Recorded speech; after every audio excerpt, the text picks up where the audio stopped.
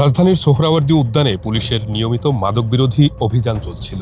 অভিযান সরাসরি সম্প্রচার করছিলেন কয়েকজন গণমাধ্যম কর্মী, কিন্তু মাদক সেবী নয়। হঠাৎ সাংবাদিকদের উপর চড়াও কয়েকজন পুলিশ সদস্য, আর এভাবেই চলে বেধড়ক লাঠিপেটা। অভিযান চালাচ্ছে পুলিশ।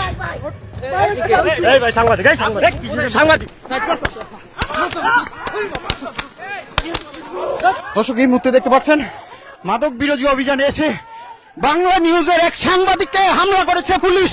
সাংবাদিক পরিচয় দেওয়ার পরেও পুলিশের বেধড়ক মারধরে গুরুতর আহত হয়েছেন বাংলা নিউজের মাল্টিমিডিয়া রিপোর্টার তোফায়েল আহমেদ সহ বেশ কয়েকজন গণমাধ্যম কর্মী। আজকের পত্রিকার এক সাংবাদিকের পা ভেঙে দিয়েছে পুলিশ। সোমবার রাতে রাজধানীর সোহরাওয়ার্দী উদ্যানে মাদক বিরোধী অভিযান সরাসরি সম্প্রচারের সময় পুলিশ সাংবাদিকদের উপর চড়াও হয়। এ সময় সাংবাদিকরা বারবার নিজেদের পরিচয় দেওয়ার পরেও পুলিশ বেধড়ক লাঠিপেটা শুরু করে। পুলিশের হাত থেকে বাঁচাতে কয়েকজন সহকর্মী এগিয়ে গেলে তাদেরকেও বেধড়ক লাঠিপেটার শিকার হতে হয়।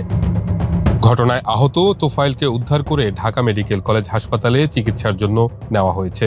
আবারও সাংবাদিকদের গায়ে হাত তুলো। প্রথমে আমরা দেখলাম যে সাংবাদিক তোফায়েল আমাদের সহকর্মী যখন লাইভ করতেছিল বা ফুটেজ সংগ্রহ করতেছিল, তখন কিছু কনস্টেবল ডিরেক্ট ওর ফোনটা কেড়ে নেওয়ার চেষ্টা করলো। যখন তোফায়েল বলার চেষ্টা করলো যে আমি সাংবাদিক, তখন ওর গায়ে অতর্কিতভাবে কয়েকজন কনস্টেবল মিলে লাঠিসোঁটা দিয়ে হামলা করার চেষ্টা করলো এবং দুইটা লাঠি ভেঙেও গেছে ওর গায়ে মারতে। যখন আমি তখন দৌড় দিয়ে গেলাম যে আপনি কেন ওকে মারতেছেন তো সাংবাদিক, তখন আমাকেও তারা অতর্কিতভাবে হামলা করা শুরু করলো। ঘটনাস্থলে কর্তব্যরত সাংবাদিকরা জানান, পুলিশ কোনো ধরনের বাস বিচার ছাড়াই সাংবাদিকদের বেধড়ক লাঠিপেটা ও মারধর করে।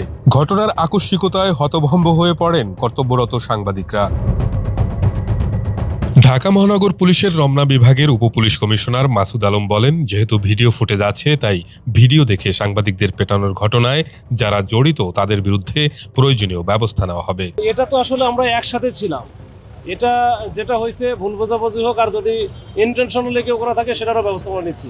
সাংবাদিক আমরা একসাথে কাজ করি, কেন সাংবাদিকের প্রতি আমি অন্যায় আচরণ করবো বা মারবো, এটা হয়তো অন্ধকার ছিল, এখানে হয়তো একটা হতে পারে তাদের বক্তব্য অনুযায়ী বুঝতে পারে নাই। আবার এইখানে যেটা দেখলাম যে ভিকটিম হয়েছে, সে বলতেছে না ইন্টেনশনালি মারছে, সেটাও যদি করা থাকে সেটা আমরা ব্যবস্থা নিব। ঠিক আছে। এই ঘটনায় সব মহল থেকে নিন্দার ঝড় উঠেছে। ঘটনায় জড়িত পুলিশ সদস্যদের বিচারের আওতায় আনার দাবি জানিয়েছেন সাংবাদিক সংগঠনের নেতারা।